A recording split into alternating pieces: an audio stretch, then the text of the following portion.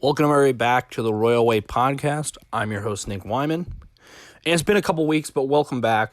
What I announced on Twitter, as you can see our Twitter handle right there, I announced that we will be doing, during the offseason, episodes every 2 weeks, alternating weeks. And during the season, we'll do weekly ones. So just to clarify that, that's what we'll be doing from here on out this offseason. Excuse me, coming down with a little sickness. And today on the show, we have a couple things to review. Today we'll be doing reaction on the new Royals manager, Mike Matheny, for a little bit. We'll then count down the Royals' top 5 games of the 2019 season. And then we will react to around the minor leagues. Some little notes happened over the last couple days. And then we'll go to our fan questions section. So a little small podcast for you all today. So today we're going to react to the Royals news that happened about a week ago on Halloween morning, I'd say, around noon. The Royals hired Mike Matheny to become the Royals manager. I know a lot of people took it as a bad hire, and if you listen to his press conference he had, it was later that afternoon. He talked about how he's learning from the mistakes he had. He took an analytics class, and he seems like he's ready to be far ahead of everybody and learn from his mistakes. And I think, Matheny, he didn't really know how to man the bullpen in the Cardinals organization. He had a lot of egos, and there was always a pressure to win there. He had to win, maybe go to the playoffs every year. In Kansas City, he's got time. He's got a couple years to rebuild, maybe this year and next year. And then maybe toward the end of next year, if the team looks good, they can start making a push to the wild card. And the year after that, 2022, I really think that's the year the Royals can take off with all their minor leaguers getting back up to the AAA in the show. So the Royals look like they're a few years out, but just keep developing the players we have, and hopefully that will help the team get a little better and better and better progress every year. So my gut reaction to Mike Matheny getting hired was, okay. It wasn't going to make a difference who the manager was going to be. He was going to be, whoever it was, they're not going to make a huge difference. I think it's a long-term, it's a successful thing. I mean, the guy went to the World Series against the Cardinals, and I honestly think it's not that bad of a hire. If you hear all the overreactions from everybody freaking out about, there's a bad hire, it's like, it's just because of what happened last time he with coaching. But he's had about a year and a half off, and he's probably grown. A lot of managers make a mistake, and they come back, and they're ready to go. So this is probably his last chance. But I think Kansas City, if you're expecting a team to make contention next year, then, I'd be shocked. But I don't think they're gonna. I think it's be another rebuild year. It really depends what they do in offseason with the new ownership, and we'll see what goes from there. So my reaction in full is chill. We have to wait and see. The guy has not coached a game in about a year and a half. Just let it go, and we'll see what happens. The next thing I'm going to do is counting down the Royals' top 5 games of the season. I kind of went through and looked at some of the games I saw and kind of Googled some of the box scores and see if I can remember some of these games. And there were about 5 games that really stood out to me that I could say. That really stood out to me. So, number 5, this was very hard, by the way. This is very hard to rank 5 games out of 162 that I saw, and it was tough. But, people will disagree. You may agree. You may not even remember some of these games, but here we go. So, number 5, I have a game that was on June 25th. In Cleveland, the Royals played the Cleveland Indians, and this is the game where Hunter Dozier hit a grand slam in the top of the 9th inning. And the Royals were leading. So the Royals were known for amazing comebacks, and they were behind and going down 6-3 in the 9th. The Royals faced Brad Hand, who's one of the tough closers all season. Martin Maldonado led off with a double, and Whit Merrifield followed with a single, which made things a little interesting. Nicky Lopez Nicky Lopez bounced an infield single, and he beat out to score Maldonado, make it 6-4. And Gordon got a single and load the bases for Hunter Dozier, which hit a grand slam. And the Royals would end up going on to win that game. So number 4 was on July 16th. The Royals took on the Chicago White Sox at home. This was the game when Glenn Sparkman had an impressive stretch for a bit, and it was peak of his season where he threw a whole game for the first time ever in his whole career. And the Royals ended up winning 11-0 that game. And I just think that was like a really big blowout, and the Royals looked amazing that night. Glenn Sparkman threw the whole complete game, and it was just all the Royals, and it was a really good game to watch. Number 3 was on July 24th. The Royals took on the Atlanta Braves in Atlanta. This was Brad Keller. He's from Georgia. And his return to Georgia, he had several friends and family in attendance. And Keller took the mound, and he really turned things around that season. And he got 13 groundouts. He had an RBI single as well during the game, which really helped.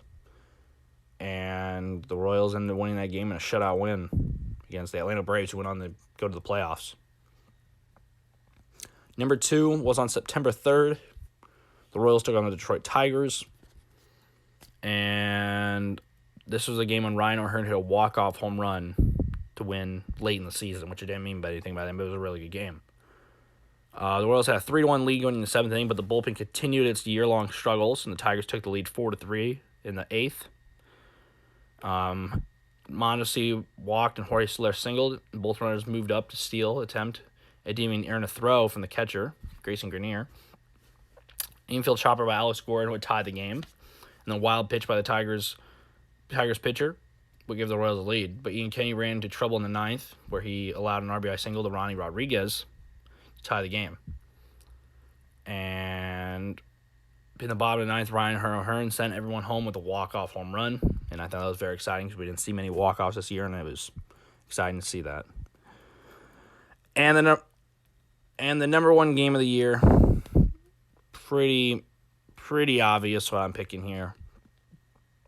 I am picking September 29th, last game of the year, Ned's last game. The hugs, even some tears as Ned came out for the last lineup card. Announcement of his retirement was about a week before. The Royals were down 3-0 in the first inning. Soler put the Royals on the board with his 48th home run of the year. In the bottom of that inning, the Royals would go on the tie in the 4th, but Jason Castro home run next inning would reclaim a 4-3 lead for the Twins. Hunter Dozier tripled in the 8th, giving the Royals 3 players tied for the league lead in that category, which ended up staying. Ryan O'Hearn double would score him, and he tied 4-4 heading into the 9th. Humberto Arteaga led off with a double. Dini followed with a single and put runners in the corner with no outs.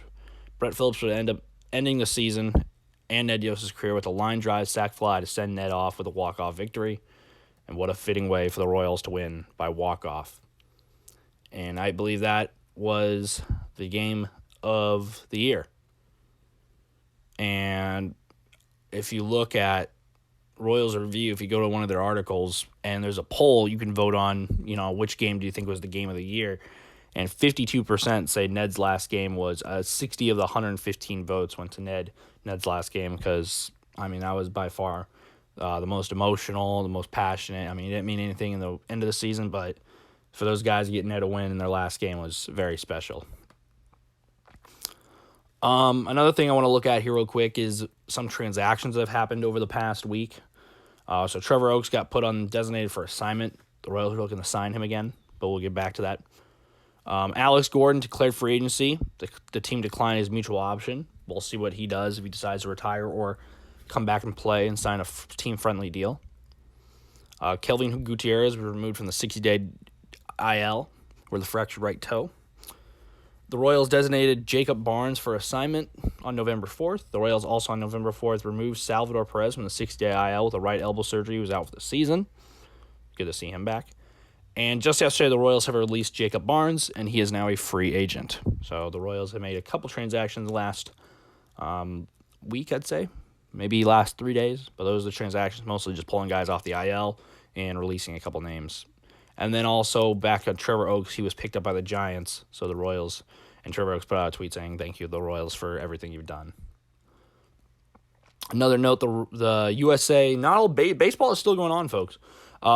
In the WBSC, the USA team went 2-1 and are going to Tokyo in a couple weeks to play in the super regional, basically, of 8 teams.